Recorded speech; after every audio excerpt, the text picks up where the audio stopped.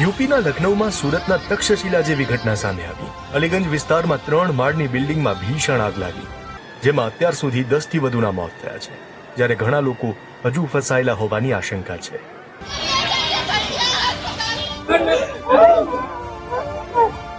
ઘટનાની જાણ થતાં ડેપ્યુટી સીએમ બ્રિજેશ પાઠક પણ તાત્કાલિક ઘટના સ્થળે દોડી આવ્યા હતા. ફાયર બ્રિગેડની ટીમ દ્વારા લાઇબ્રેરીમાં ફસાયેલા બાળકોને સુરક્ષિત બહાર કાઢવા માટે યુદ્ધના ધોરણે રેસ્ક્યુ ઓપરેશન શરૂ કરવામાં આવ્યું હતું.